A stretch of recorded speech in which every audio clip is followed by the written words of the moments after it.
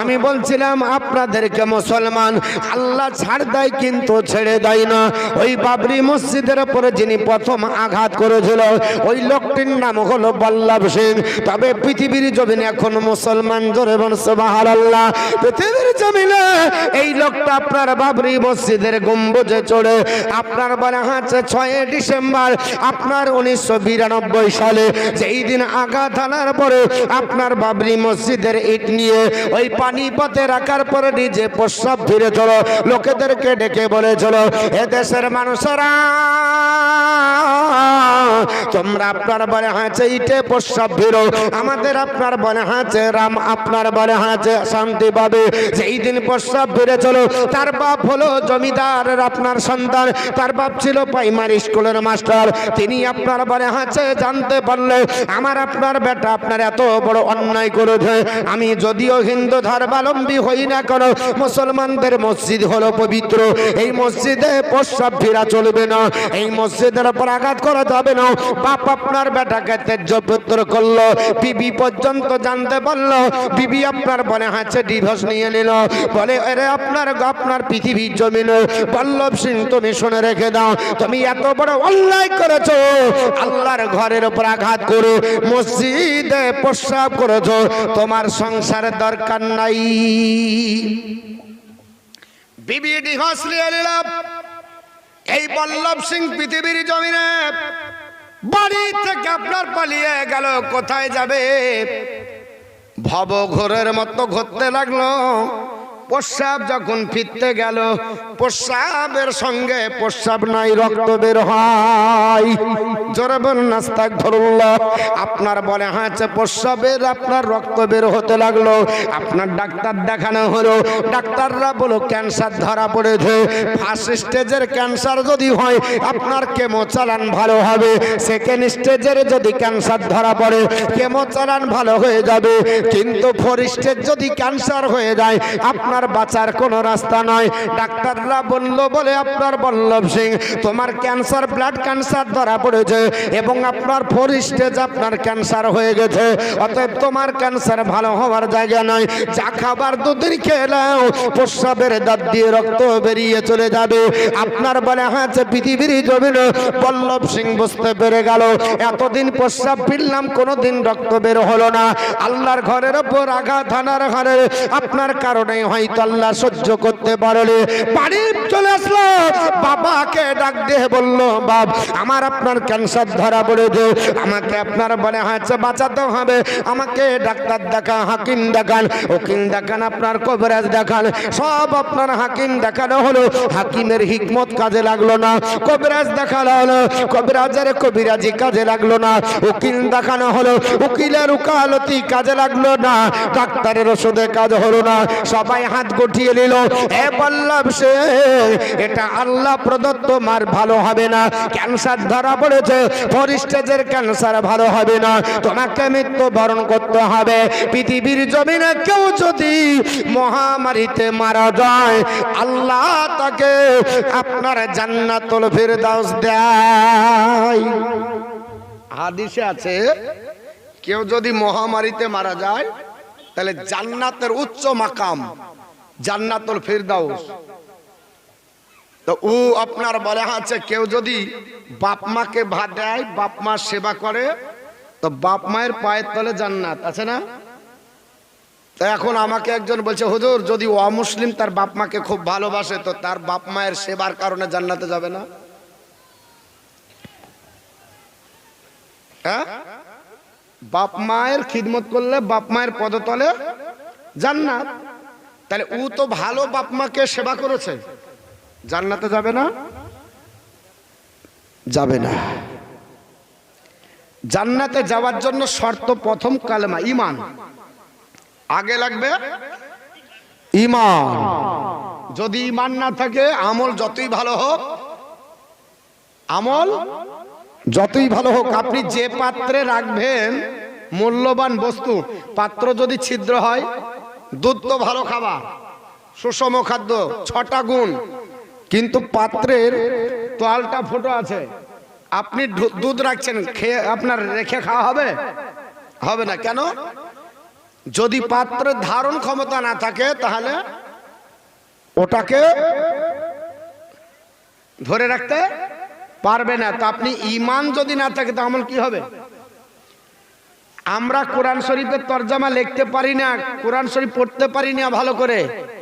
আর গিরিশচন্দ্র সেন সর্বপ্রথম কোরআনের বঙ্গানুবাদ লিখেছে, তার মানে কোরআন কম জানতো না। কোন আলিম ওলামা যখন লিখতে পারেনি তখন সে কোরআনের তরজমা লিখেছে। তো জান্নাতি বলে না, জাহান্নামী। কেন? নবী বলেছে মান কানা আখিরু কালামিহি লা ইলাহা ইল্লাল্লাহ দাখালাল জান্নাহ। যার জীবনের শেষ বাক্য হবে লা ইলাহা ইল্লাল্লাহ মুহাম্মদ রাসূলুল্লাহ, সে হবে জান্নাতের অধিকারী।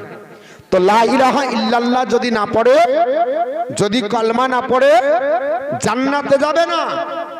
তো এ মহামারী হয়েছে, অসুখ হয়েছে, মারা যাক, যদি মারা যায় তাও জান্নাতে যাবে না।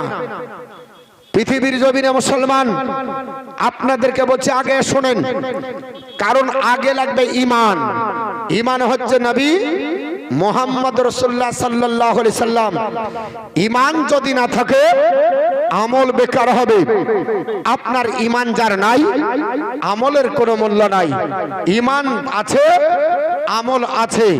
ঈমান না থাকলে আপনি যত ওয়াক্তের নামাজ পড়েন, আপনার আমার চাইতে ইবলিস শয়তান বেশি নামাজি ছিল।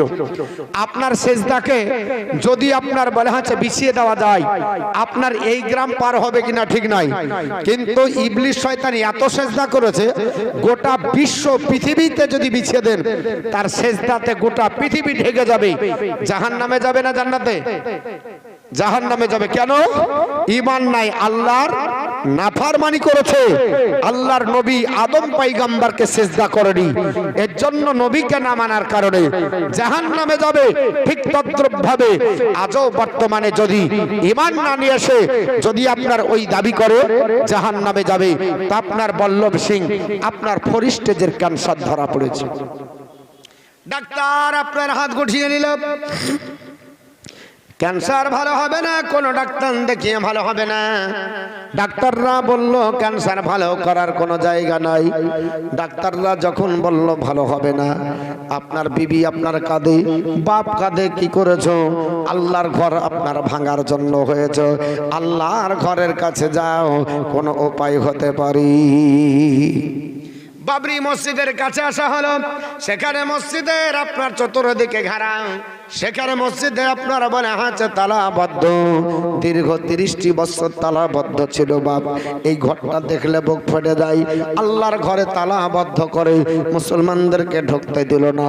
সেখানে বল্লভ সিং বলেছিল, আমি এই ঘরে আপনার শাবল মারার কারণে আজকে আপনার উপলব্ধি করতে পারছি, ওরে দেশের মানুষেরা আর আপনার ক্যান্সার ভালো হবে না। সেখানে আপনার দূরে একটা মসজিদ পাওয়া গেল। ওই মসজিদের ইমাম বলল, যদি আল্লাহর ঘরে আপনার মারার জন্য তোমার এটা হয়, আল্লাহর কাছে তওবা করো, আল্লাহর কাছে রোনাজারি করো। আপনার কানতে কানতে পাগল হয়ে গেল, দিল্লি চলে গেল। দিল্লিতে দেখবেন একটা মসজিদ আছে, নাম হলো দিল্লির জামে মসজিদ। একতলা উপর সিঁড়ি বেয়ে যেতে হবে। আপনার একতলার উপর থেকে মসজিদ শুরু, প্রায় আপনার 20 থেকে 22 খান আপনার সিঁড়ি আছে। এই আপনার মসজিদের আপনার সিঁড়িতে বসে কয়েকটা মাস কাটিয়েছিল কেঁদে কেঁদে যার যার হয়। দিল্লির জামে মসজিদের ইমাম জানতে পারলো লোকটার বাড়ি কোথায়। তিনি বললেন, আমার বাড়ি হলো পানিপথ, আমি এসেছি পৃথিবীর জমিনে।